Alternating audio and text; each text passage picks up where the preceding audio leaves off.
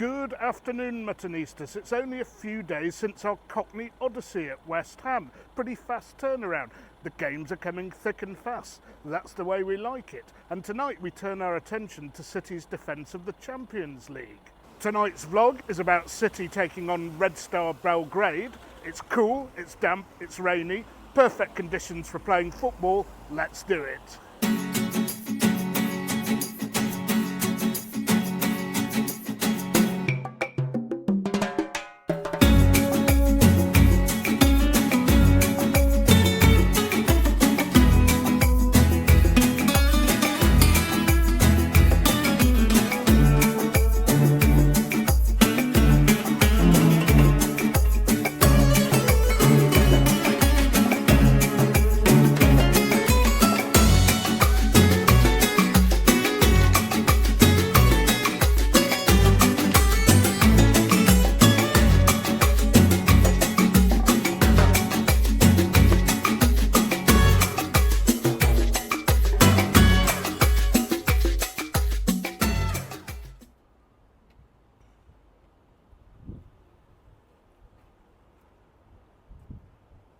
Now, I must admit, I never knew there was a police museum in Manchester. I don't know if the exhibits are any good, but I will pop in sometime. Closes a bit early at 3:30. I'm not sure what exhibits you'd actually get in there and what they're even allowed to show, but that's for another time. It's about 5:30 in the afternoon. I've literally starved myself for this vlog, so let's go for our pre-match bite. Today's food venue is somewhere I've passed, well, not quite a million times, in a bus or in a car, the Viet Shack. Seems to be a very trendy modern Vietnamese restaurant. Having been in Vietnam recently, I've become a bit of a latter-day convert to Vietnamese food. So I'm hoping I'm going to get a good experience here. I've never had Vietnamese before in Manchester, fingers crossed. And thankfully, the waitress understood when I said I was vlogging, and I've managed to find a quiet table away from other customers. The restaurant is fully licensed, by the way, in case any of you are wondering whether it might be a Muslim restaurant or not. No, there are hardly any Muslims in Vietnam. Anyway, the menu is actually very, very extensive, and I have seen not only a few traditional favourites I enjoyed in Vietnam, but some interesting fusion creations. For those of you who watched my FA Cup final vlog, you'll remember I introduced the vlog from Vietnam. There I had spring rolls, absolutely Vietnam's most famous dish. They made them and the rest of Asia copied them. But I also had bun char noodles, so I'm going to try and order the same again and see how it compares to my meal in Vietnam. Now then, Muttonistas, we've had to form a plan B. They have the spring rolls, but they don't have bun char. They have something called bun thit nuong, which is a dry noodle dish, as opposed to pho, the very famous soup noodles. I fancied the dry ones. They said they're nice. Probably pronounced it horribly, but then again, the waitress couldn't pronounce Rioja, so it's a very fair exchange. And talking off Rioja, just in the nick of time, it's arrived, so we better have a quick slurp. Yeah, it's actually respectable and at an okay temperature, so no problems with the wine here by the glass. Pretty quickly, the first dish has arrived, not surprising because it doesn't take that long to make, the spring rolls, or the nem as they're called in Vietnamese. And they've been cut in half, almost butterflied, and it's come with a dip, a red dip that I'm not actually sure about. Usually the nems come with, I think it's fish sauce, and they're usually presented with lettuce to wrap. I'm not that bothered about the lettuce, so let's see how they taste. Great spring rolls. Not quite sure what the dip is though. Apparently it's a tamarind sauce. It actually goes pretty well, to be honest, with the spring rolls, so I can recommend this dish if you come here. Not quite authentic, but still pretty tasty. And almost immediately my second dish arrived. I think I really better have a quick slurp before embarking upon that dish. And we have our bun sit swong or something. It's the dry noodle dish if you want to ask for it here. And that has come with a chilli and lime dressing. I'm just going to splash it all over. Maybe not what you're supposed to do. Rather healthy this, isn't it, Muttonistas with the salad? Anyway, let's try the meat first. Huh? Now, the noodles themselves. Again, not what I had in Vietnam, but still really tasty, so I'm going to enjoy this meal. Anyway, I'm going to get on with this, and I'll see you shortly to talk some football. Okay, Muttonistas, that was just about the right amount for me. Again, the spring rolls, crispy, delicious, interesting sauce, nicely filled, not overdone. Same goes for the belly pork, crunchy and moist, very important. And the noodles with that chili and lime sauce had a lot of flavour. I'll definitely come back here and probably try the soup noodles next time. Anyway, let's head off to the boozer because we've got a lot of footy to talk about.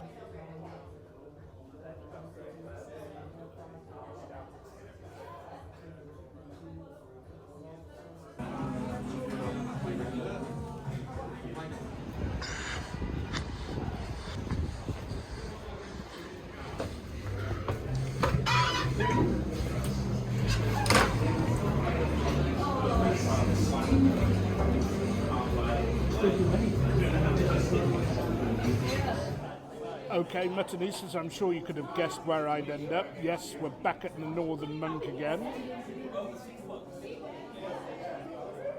Trying something called an oat pale ale. Not the heaviest of ales, but it's really well hopped. And as you know, Muttonistas, that's the way I like it. Anyway, just to complete the review of the restaurant, the bill was about 37 quid. You don't have to have that enormous 250 glass of wine. You don't have to have the bottled water I had. I'd say if you are a big eater or hungry, have the starter as I did. If you're not so, I think the noodle dish would suffice. But decent value for money, good food, a little bit more fusion-esque than traditional Vietnamese, I think, although they had some traditional dishes there. But I hope you give the place a try, Muttonistas. Now, football time. We've never played Red Star Belgrade before, and I've heard a lot of people saying, oh, it's going to be 5-0, 6-0, 7-0. I don't see how we can say that without knowing how they are. I don't follow Serbian football. Obviously, we're the holders. We expect to win at home, especially against the top 3 and top 4 teams. But you cannot take teams for granted in this competition. Teams have got through to the group stage for a reason, and usually it's because they're pretty respectable. Even though there's not much money in Serbian football, they always have a strong work ethic and they're usually well drilled. So, although I expect City to win, I don't think it'll be a cakewalk. Maybe I'm wrong. And as I speak, the team news isn't out yet, but I do hope Jeremy Doku starts again. How exciting was he on Saturday at West Ham? We didn't have that much available on the bench on Saturday because of all the injuries we have. I think Nunes might get a start today, as maybe will Oscar Bobble, one of the young players, because we do have to rotate a bit. We can't afford any more injuries. These games are coming thick and fast, and we're about 4 or 5 key players down as it is. Of our senior defenders, Nathan Ake was on the bench last time. I'd expect to see him given an outing. Anyway, team news will be out in a few minutes, and I'll be right back with you when that comes out.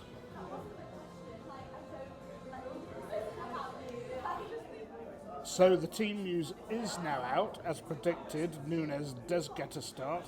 Ake comes in. Slightly surprising that Sergio Gomez has been recalled today, and Jeremy Doku doesn't play.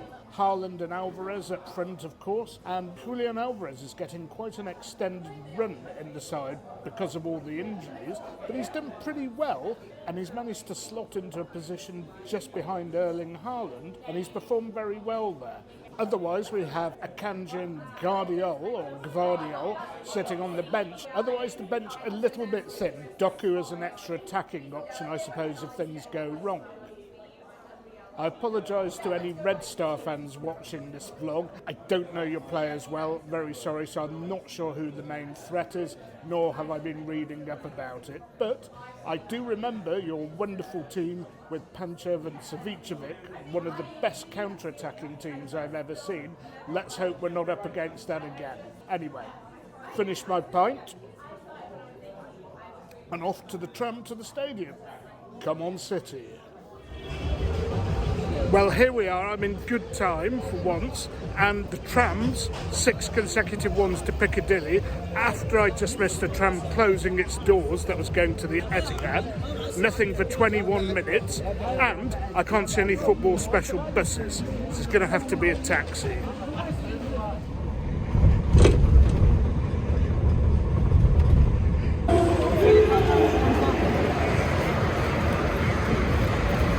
Well, despite that disaster of a journey, time for a swift half whilst that evil anthem is being played.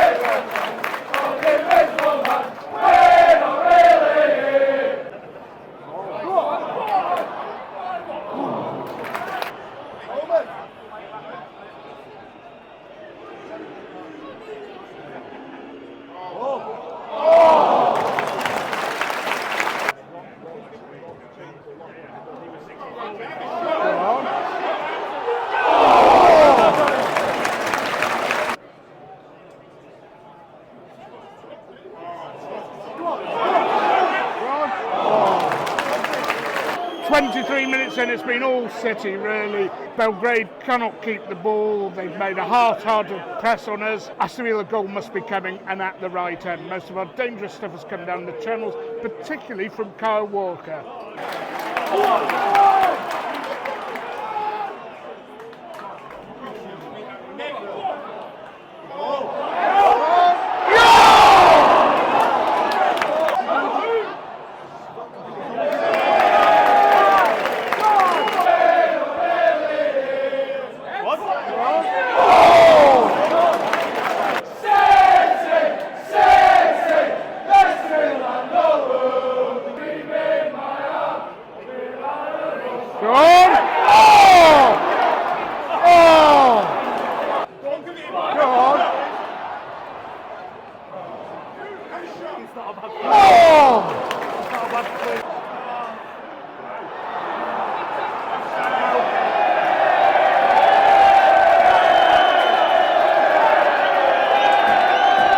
Taking a while to restart here. I never like it in Europe when we see this. We just don't know what's going on.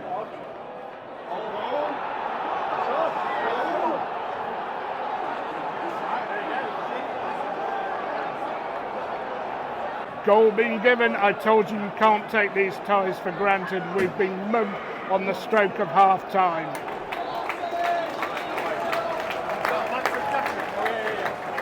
Who would have thought of that? City 0, Red Star Belgrade 1 at half time. That was basically their only chance of the whole half, that was. City piled on the pressure. It was one-way traffic, totally one-sided. Some poor finishing, particularly from Foden. We should have been ahead by then. Again, City's Achilles heel is giving away the ball in advanced places, and the guy was onside and he took it well. Bit worried about Bernardo Silva going off. Surely that is a medical thing, a fitness thing. Good to see Jeremy Doku on. He started to terrorise the Red Star Belgrade defenders, and I'm sure he'll continue to give them problems in the second half. Although we don't have a whole lot more offensively available on the bench.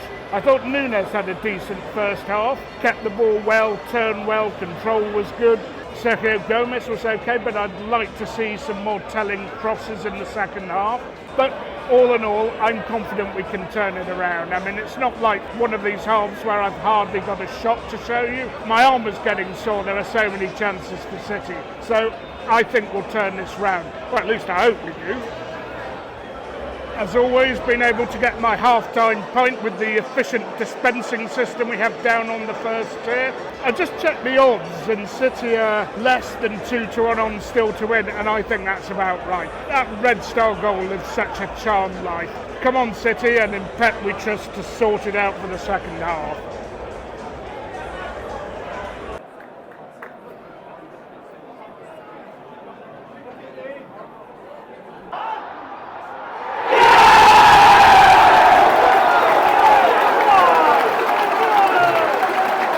Yet another equaliser just after half-time. This time I was here to catch it. Haaland did beautifully to control the ball, pass it through to Alvarez, who finished from the tightest of angles.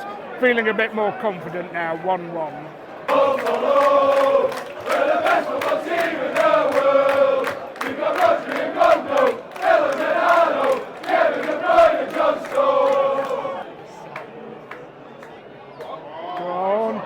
John!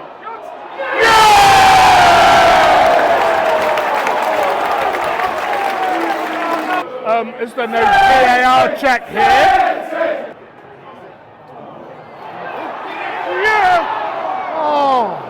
Oh, how did they get away from that? Anyway, whilst the goalkeeper was recovering, Akanji came on for Gomez. A good move, I think, because Akanji's good at bringing the ball forward.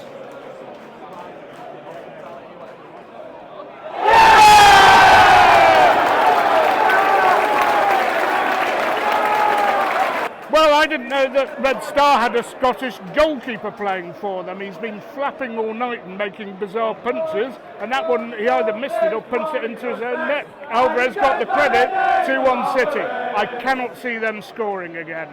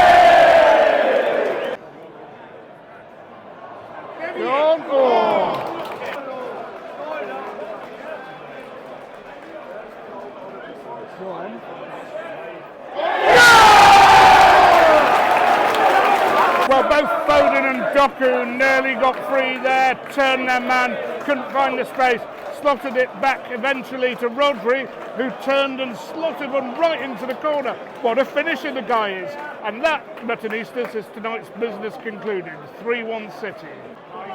Go on. Oh!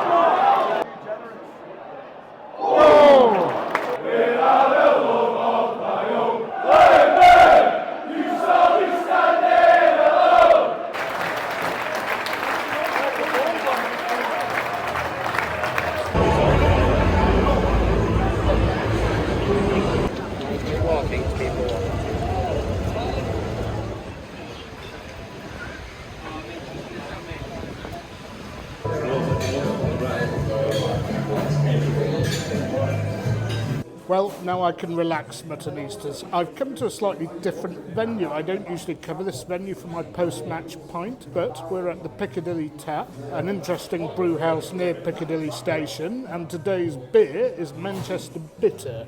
It's from the Marble Brewery, which I believe has roots in Chorlton-cum-Hardy, but does have outlets around the city. And this establishment has a few cask ales, I think 4 or 5 usually, and quite a lot of keg beer. Well, what about the match? Did City make heavy weather of that again? I think not. OK, there was some rather poor finishing in the first half. I think that Foden header should have gone in. And shots were raining down on the Red Star goal. They just had to be unlucky once or picked apart once, and they were toast. They did take their chance when it came. I mean, this must have been the dream for them at half-time, the way it went exactly to plan. So you could say they were well drilled, well organised, carried out their plan and did the best that they could. But City overwhelmed them in the second half, and the star of the show was most definitely Julian Alvarez. I thought Doku was great when he came on as well. How many times did he skillfully skip past a player with the ball? And he was heavily involved in Rodri's goal to make it 3-1 and seal the deal. And isn't it incredible how Rodri, supposedly the best defensive midfielder in the world, is coming up with all these important goals? Not only is he a firm favourite with the fans, we are in serious trouble if he ever gets a long-term injury. And Julian Alvarez has made that number 10 role his own. Supposedly an out-and-out striker, but he has slotted in beautifully behind Haaland and is so instrumental to our build-up and slots home a fair number of goals himself. I must admit, I for one didn't think both Haaland and Alvarez could play together, but doesn't it just show you the genius of Pep Guardiola, that he's got them purring like a machine? Of the non-regulars, Sergio Gomez, well, he was okay, he wasn't terrible, but I have to say, Núñez, he looked the part.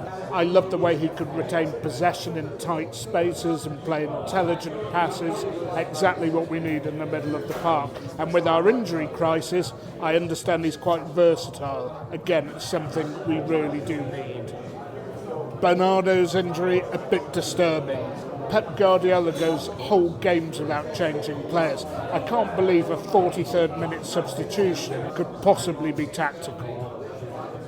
And Bernardo's absence is going to give an opportunity to a fringe player or a youth player. This injury crisis is starting to get a bit serious here, and I hope he's not out for long. And I must admit, I thought Akanji last season, Núñez this season and Doku this season were all panic buys, but they actually are all pretty accomplished ball players. Akanji is actually very good at moving the ball forward, and it wasn't a surprise to see him brought on in place of Gomez in the second half. All in all, though, it was just about getting the business done tonight. I can't say I know how Red Star compare to RB Leipzig and is it Young Boys? Yes, Young Boys of Bern, where Leipzig won 3-1. But I suspect Leipzig are the other team that are going to go through in this group. Just winning the group, getting through to the round of 16 and getting the favourable draw, that's what it's all about really. You can't win the event at this stage, you can only lose. And that common sense, of course, was shown at the end of the game when we just managed possession and ran the clock down and eased in to win the match 3-1. Anyway, Muttonistas, I'm going to have to love you and leave you again. Now, some information about future vlogs. I am not attending the Nottingham Forest home game on Saturday. In fact, my next home game, since I can't do Brighton either, will probably be the Young Boys at home on the 7th of November. However, I do have quite a few away games I'm going to before that, notably Leipzig and Arsenal. But my next football vlog will be away at Newcastle United in the Carabao Cup. It's a pretty tasty tie early on in the competition. So until then, please remember to keep liking, keep sharing, keep subscribing. Please keep telling your friends about me. But most of all, don't forget, you can't beat a bit of mutton.